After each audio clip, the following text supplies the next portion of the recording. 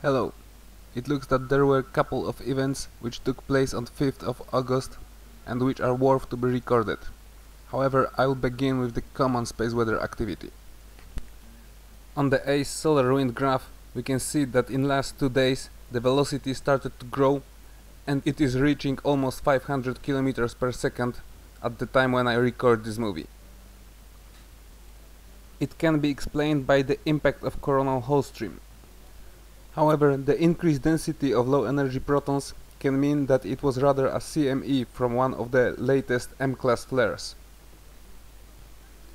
I will stay in the middle and say that those two solar activities mixed with each other on the way to Earth, and we're looking now at a hybrid.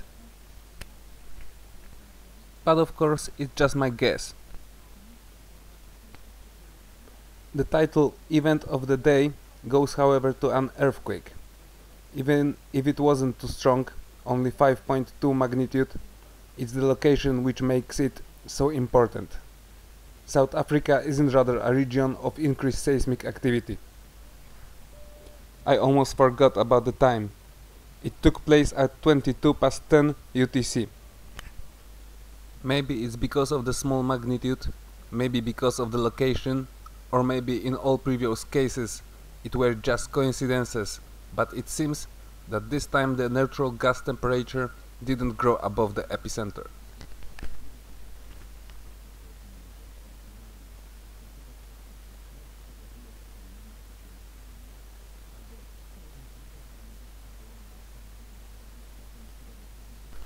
Well, actually it did, but only slightly.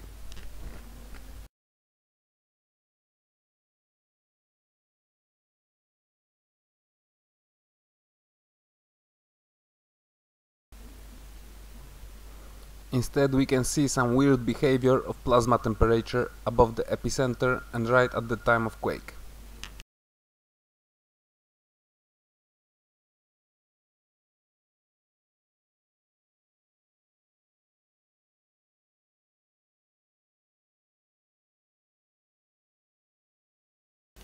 Only instead to grow, ionospheric plasma visibly cooled down.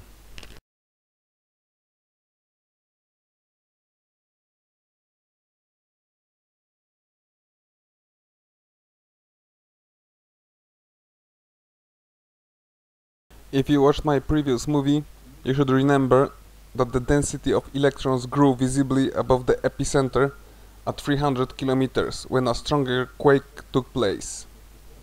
In this case, the density dropped.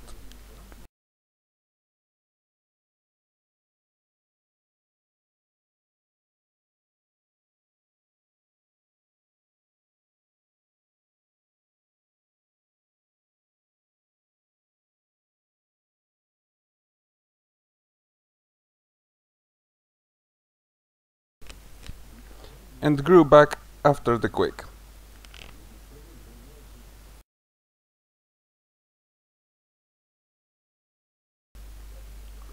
And to finish with the earthquake nicely, another oddity, which can be seen on satellite images. Look at the strange cloud formation which appeared above the epicenter right at the time when the quake took place.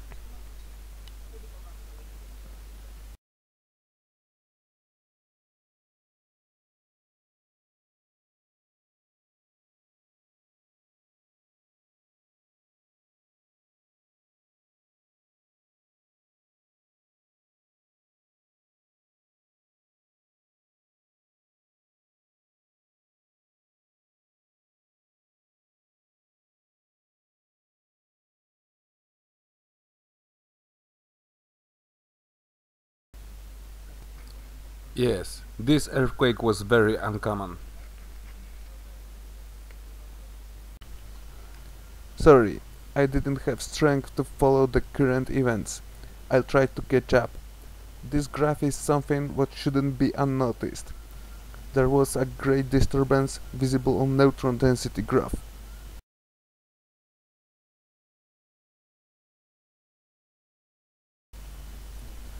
First, the value dropped from 9600 units to less than 9000, and then rapidly jumped to more than 10,000. Those dots would be probably much bigger if this monitor wouldn't be edited couple times in the past. But there's more. Funny that I didn't notice before. When you look at the directions from which these enormous cosmic rays came, you will notice that the strongest jolts have exactly opposite values.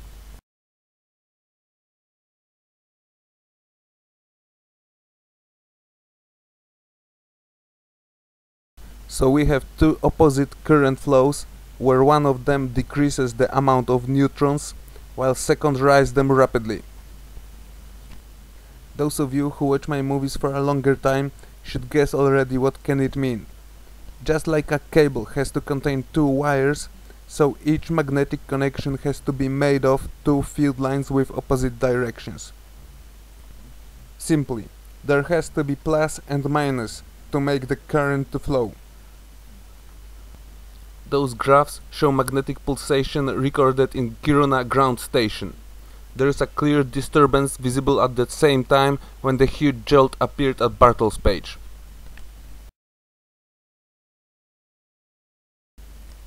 There is no doubt that those readings are correct. Another interesting coincidence. It seems that around the time when first wave of increased cosmic ray density appeared on Bartle's page, there was a 6.2 quake in Indonesia. Although we won't find any explanations on the ACE graphs, this quake seems to fit much better to the rest of my latest observations.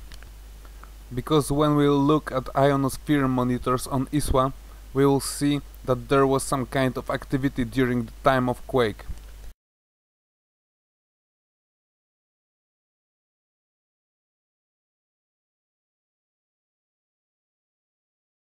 The height of magnetic connectivity dropped visibly from 520 to 460 km on HMF2 monitor.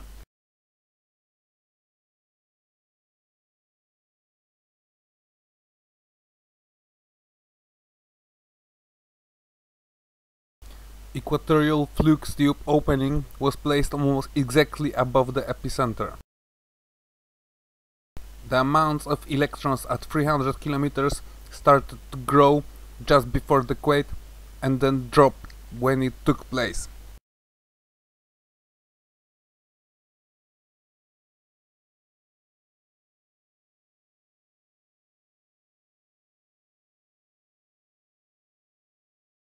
It looks that we have a completely opposite process to the one which could be connected with the quake in southern Africa. And in this case, the increase of neutral gas temperature took place couple hours earlier, just as in the case of my previous observations.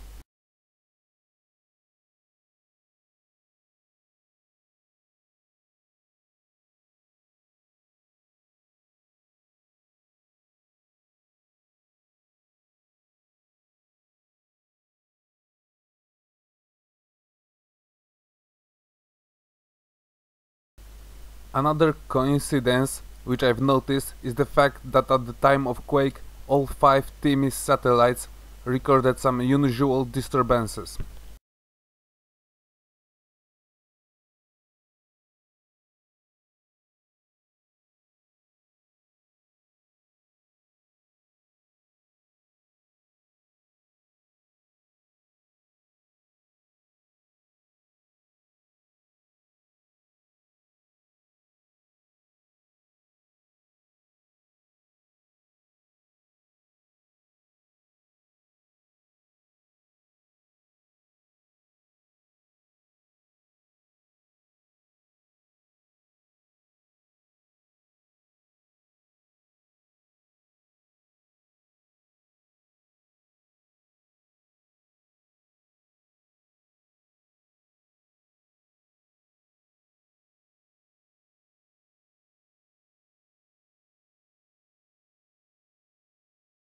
But let's move back to the ionospheric monitors from Kiruna.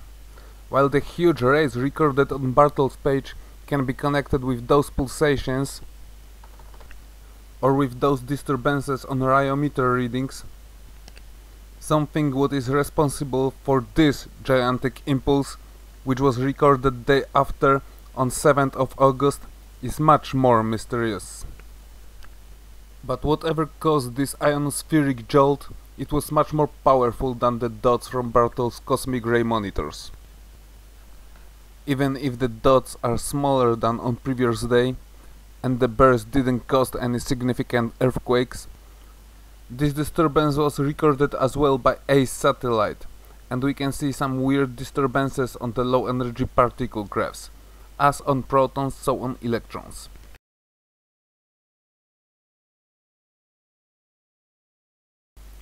I just couldn't waste the opportunity to use the spaceship Earth cosmic rays readings in my 3D model. First, let's look at Celestia to learn what is the position of Earth on its orbit, what will allow me to transfer the cosmic ray directions into 3D environment. In my model, the X dimension is equal to the line connecting Sun and the heliospheric nose, which is placed in Scorpius constellation. This time it is easier as Mars is currently placed almost exactly on my X-axis.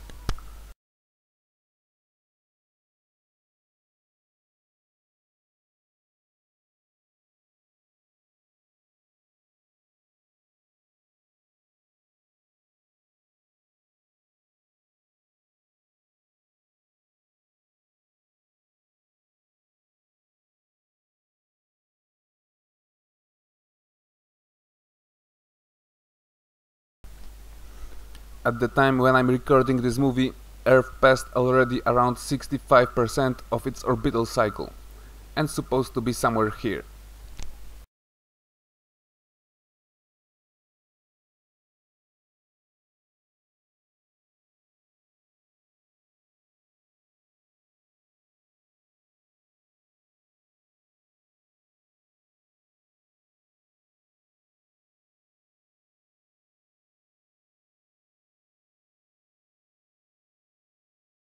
Of course, my model is more like a sketch than real scientific calculation.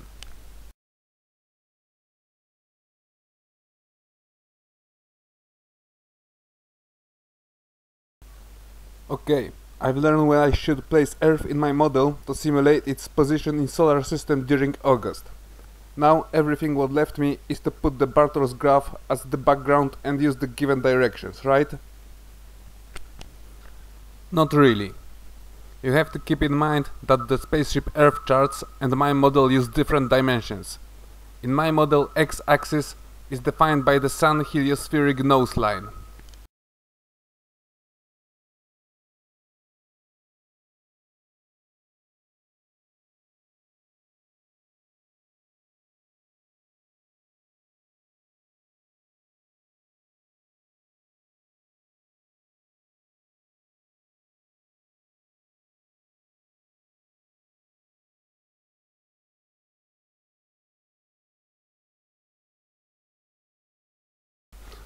To be honest, I don't know how to switch the global frame of reference, or if it is even possible, so I'll have to use some additional brain cells in order to transfer this data. Believe me that it wasn't easy, so I'll spare you all the naughty details and jump directly to the result.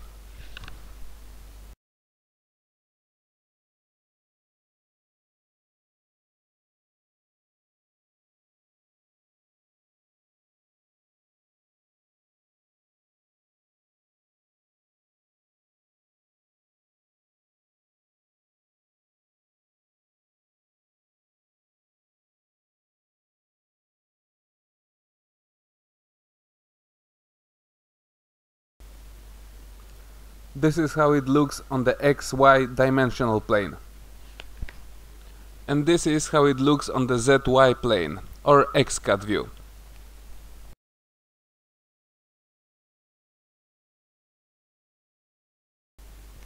Those two dimensions allow me to guess the rest of magnetic components within this electromagnetic connection.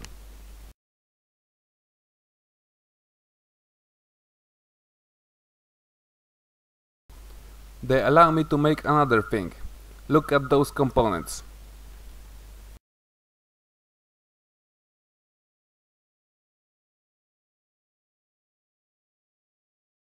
Those arrows are not parallel with each other.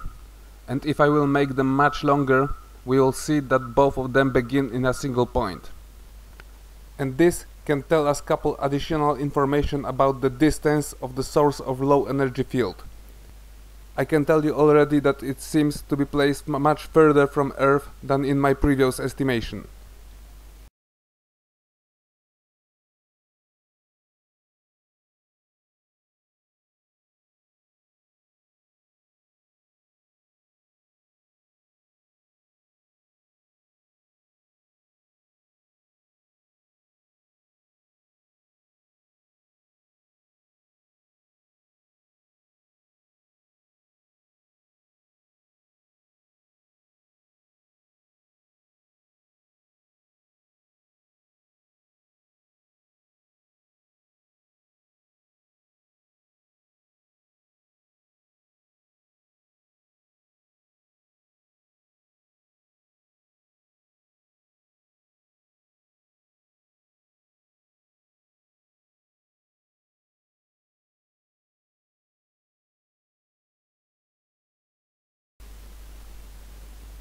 According to this data, it can be placed around 10 to 15 AU from the Sun, somewhere beyond the orbit of Jupiter.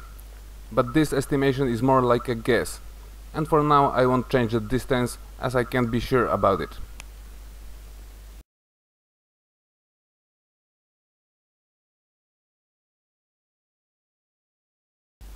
Besides, don't forget that we're dealing here with magnetic field lines, and it's very hard to find a field line which would connect two polarities along a straight line.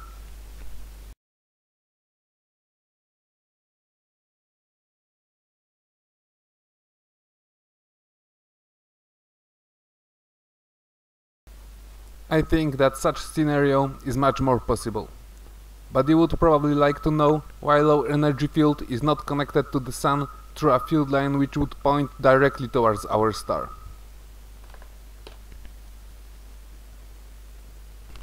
The answer is simple. Low energy field can connect to the Sun only through the positive heliospheric polarity, and at the time when this connection was recorded, the strongest positive field was placed on the departing side of Earth-facing disk.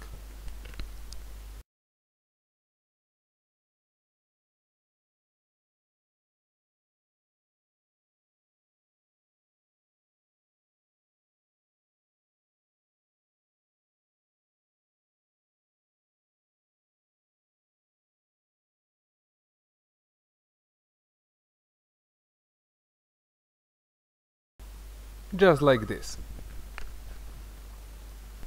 I know that this data was covered by others already, but as I'm talking about an outside force affecting the solar system, I feel obligated to prove my point of view. It is known that there are a couple signs which will take place always when an additional body would enter the borders of solar system. This is being used quite often as a counter-argument against the celestial influence from outer space. When you will ask any debunker about those signs, you will probably hear a long lesson about the lack of gravitational influence. You will hear for sure that the seismic activity on Earth is not changing at all, only the instruments are better now. You will hear that there are no signs at all which would point at some external force.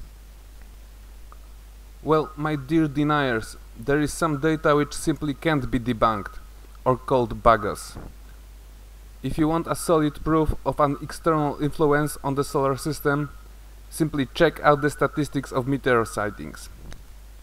Of course, some of them will say that it's not the amount of fireballs growing, but there is much more skycams than 5 years ago, and much more events is being recorded. That's why I will show you only the most important events. Fireballs with sound. Will you say that we have now more ears than some time ago? Or maybe we just didn't notice half of the events in the past? I will hear the official explanation with pleasure. But now let's begin with the data. There were 49 such events recorded in 2005.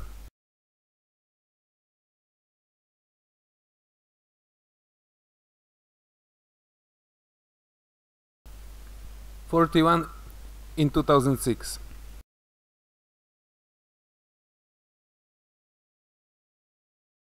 50 in 2007. 69 in 2008.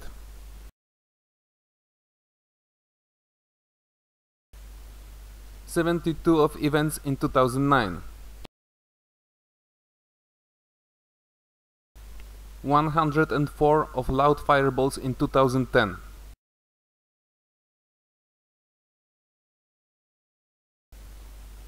183 in 2011.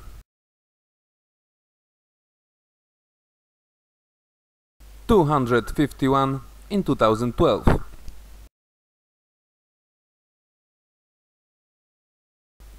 2013 is the leader, with 341 events with sound. But in current year we have already 158 fireballs with sound, so maybe we will go even higher with those numbers.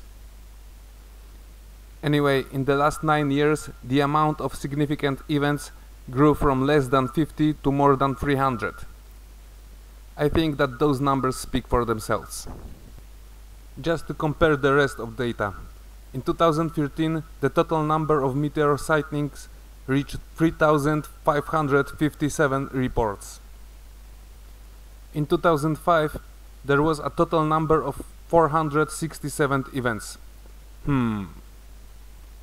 Since the beginning of 2014 there was already 1,721 reports of meteors, so there's still no sign of decreasing.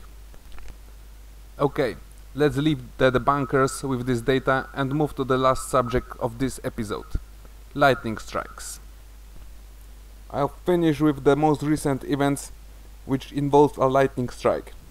It looks that tin hats and Faraday jackets will become the most current trends in fashion. Shocking. Class dismissed. Peace.